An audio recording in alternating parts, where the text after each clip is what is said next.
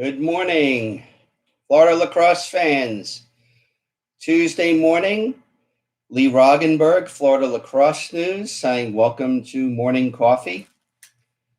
Before we get to a deep dive into the girls 1A bracket, and to be honest, I'm not sure how long this is going to run because I have a lot of notes and I'm not sure how fast I'm going to get through this. But anyhow, let's just get a couple of things out of the way. First of all, congratulations to Gulf Breeze, both on the boys and the girls side. They finally won their district titles last night after some major rain delays up in their area. Gulf Breeze boys with the 18-5 win over Pensacola Catholic. They'll be facing McClay in the first round of 1A. Gulf Breeze girls, 18-2 win over West Florida. And they will be facing South Walton in the girls 1A first round.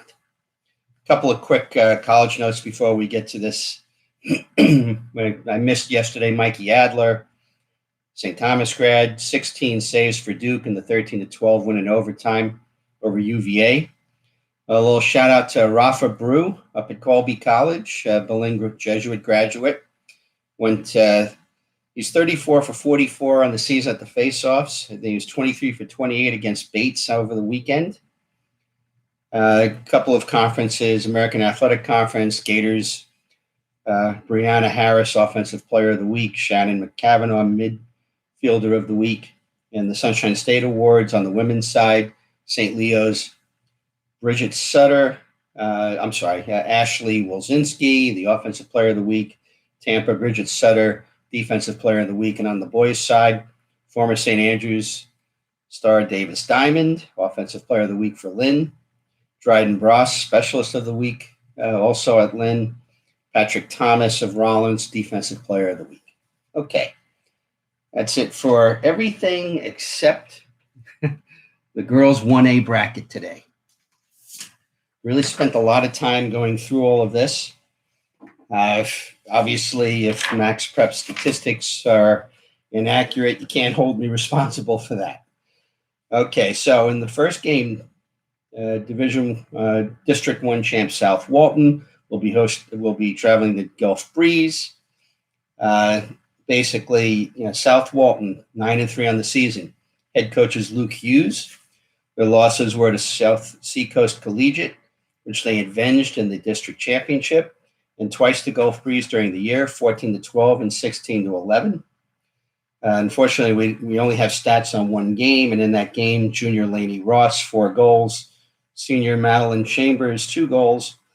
So I don't know if they continue to be the top scorers on the team throughout the season, but that's what we have on that. On the Gulf Breeze side, head coach is Keith Carrington. Their leading producers during the season, senior Lauren Thompson, 44 goals and 14 assists. Freshman Erin Kakora, 31 goals. Senior Emma Ostrom, 30 goals. Senior Morgan Taylor, 27 goals, 30 ground balls. Grace Keegley, senior, 74 draw controls to lead that. And sophomore Hayden Brown played the most minutes in the goal for Gulf Breeze. This is a little bit, even though Gulf Breeze won the 2 games, I do believe that the closer score, the 14-12, was in the second go-around. This is certainly the type of game where you would expect the score to narrow even further. Right now, I make Gulf Breeze a small favorite to move on, but certainly going to be a very close game. Okay, then we get to District 3 versus District 4. Ponte Vedra, champs of District 3, will be hosting St. Augustine, District 4. I saw both teams at the Rivalry on the River up in Jacksonville. Ponte Vedra in overtime over a ranked Bartram Trail. St. Augustine was handled fairly comfortably by Episcopal, a team that Ponte Vedra beat fairly easily in the regular season. St. Augustine head coach Shannon Content, 13-5 record. Their losses during the year were to Episcopal, Lake Brantley, Buchholz, Nice, and Lake Mary. Some partial stats: they were led by Shannon Stack, Grace Ulrichsen, and Kendall Weber on offense, and Alyssa Rosenfeld played the most in the net. On the Ponte Vedra side, head coach Jen Conway, 15-3 on the year. Losses to Lake Highland, American Heritage Del Rey, and Vero Beach. All three teams ranked above them in the polls. Very difficult schedule. They unfortunately do not have the stats up on Max Preps, but I do remember Trish Balzer, Kenzie Conway, Pearson Schuchart, Taylor Roca, Courtney Roush in goal, Anna Taraboletti, as all being sort of standout players, if my memory serves, from that day up there. I don't see this really being, unfortunately, I don't see this being particularly competitive. Expect Ponte Vedra to move on comfortably with the win. Okay, in District 5-6 matchup, we have the number one team in the state and one of the top teams in the nation, Lake Highland Prep, hosting Cypress Creek. I believe this is Cypress Creek's first appearance in the brackets. On Cypress Creek's side, they finished with a 15-4 record under head coach Jason Alvis. Their losses were to Sickles, Academy of the Holy Names, Calvary Christian of Clearwater, and Tampa Catholic. They beat Lake Wales 11-10 in the district championship to get there. They're led by sophomore Avery Smith with 75 goals. Senior Brianna Seegers had 58 goals. Freshman Kendall Smith and senior Sarah Sayersdal split the time in cage. Sayersdal with 68% save percentage, Kendall Smith with a 52% save percentage. On the Lake Island side, unfortunately, they don't post their stats on Max Preps either, but I certainly remember names like Ashley Thurston, Olivia Adamson, Sarah Picorni, Ava Sweeney in goal. Their closest game, 1-goal win over state number 2 American Heritage Del Rey.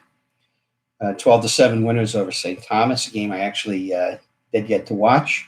16-10 over Ponte Vedra, 13-5 over Vero, 20-9 over Bartram. Those are their biggest name opponents on the season. Unfortunately, no common opponents, which you would kind of expect. And also, unfortunately, this is the end of the line for Cypress Creek. Congrats on the great season. Lake Island pretty much will name their score in this one. District 7 versus District 8. We have Satellite hosting Edgewood. Satellite in the regular season lost 13-9 Edgewood back on March 25th. Edgewood's 13-2 on the year. Head coach is Alan Clark. Their losses were 13-9 to Vieira and 18-2 to Haggerty. I didn't see Vieira's appearance. I'm wondering if they were one of the teams that had a COVID issue during the playoffs that I'd heard about, because I have not seen them at all in the playoff bracket. For Edgewood, this is a young team. It's going to be interesting to see how they grow.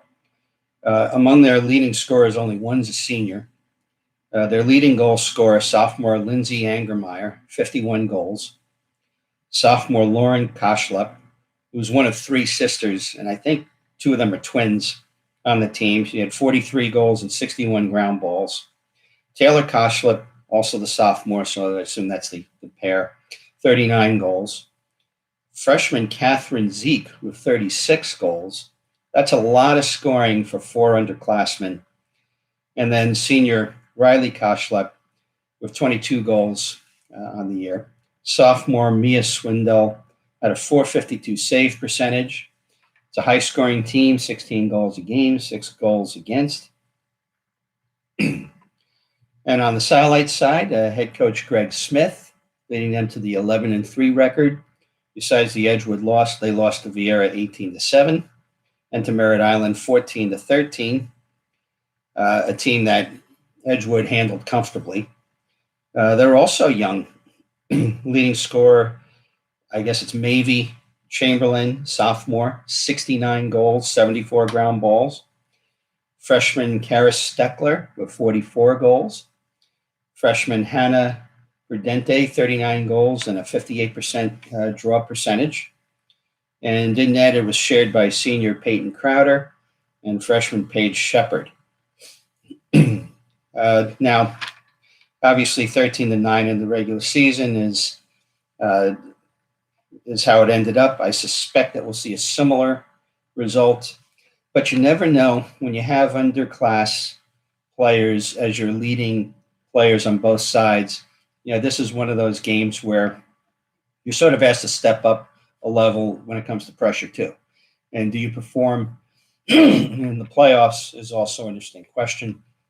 But I do make Edgewood the favorite to win this game and move on to play Lake Island Prep. But again, two teams with a lot of underclassmen. So we're going to be probably paying attention to these kids for a couple of more years. Back over on the Gulf Coast, you have districts 9 and 10. St. Stephen's Episcopal will be hosting Berkeley Prep. St. Stephen's head coach Kathy Marshall, 9-2 win on the year. 2 losses were 13-12 to Academy of the Holy Names and 16-11 to Community School of Naples. They're also a very young team. They're led by a freshman, Sienna Casella, who had quite the stat line: 42 goals, 13 assists, 37 ground balls, and a .635 draw control.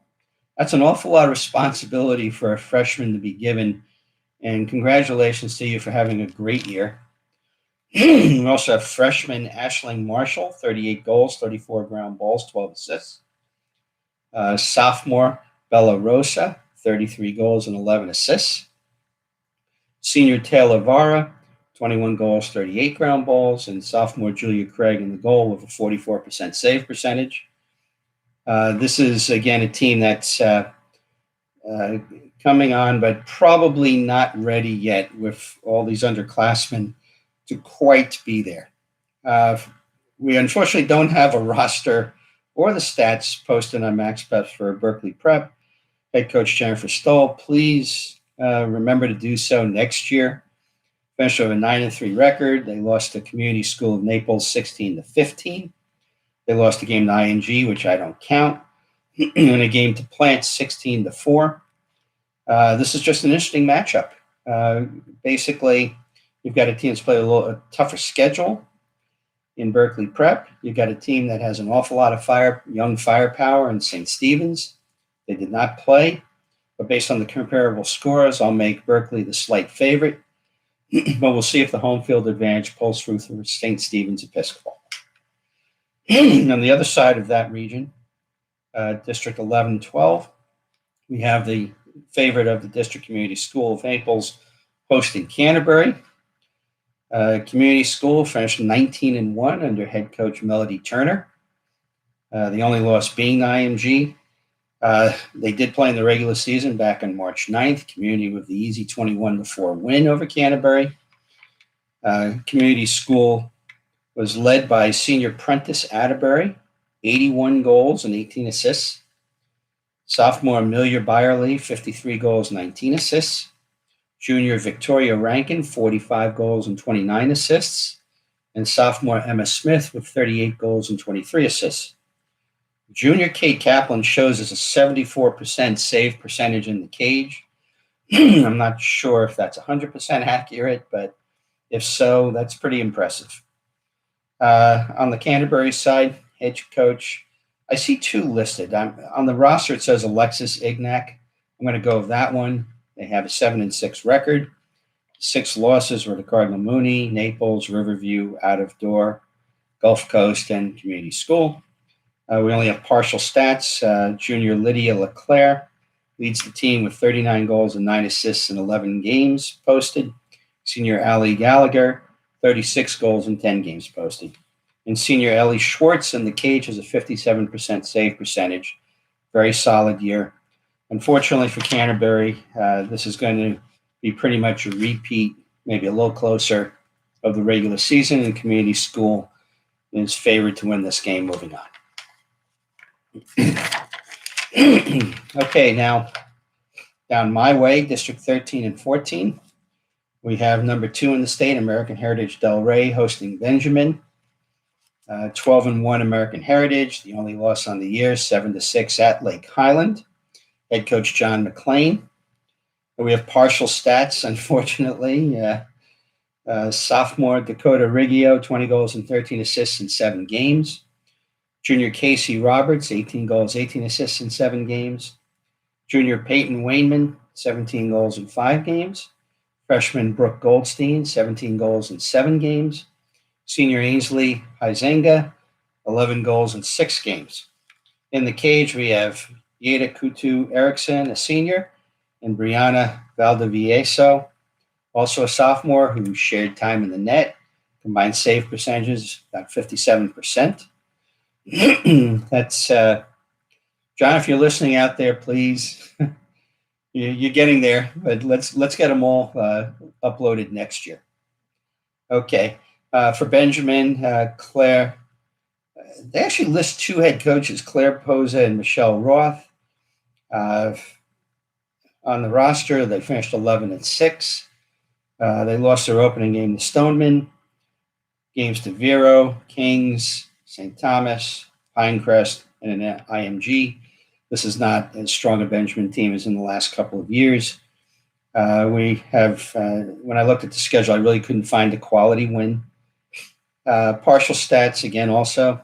Junior Lily Valentini, 36 goals, 21 assists, 33 ground balls. Senior Gwen Savage, 35 goals, 31 assists.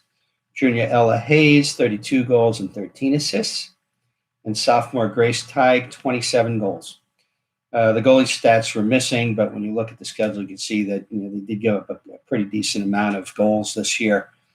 And look, they're playing the number 2 team in the state. This is American Heritage Del Rey is going to win this game. It's just a matter of by how much. Then we move on finally to districts 15 and 16.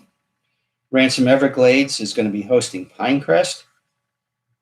For Ransom, head coach Jackie Kistart, 13-2 record.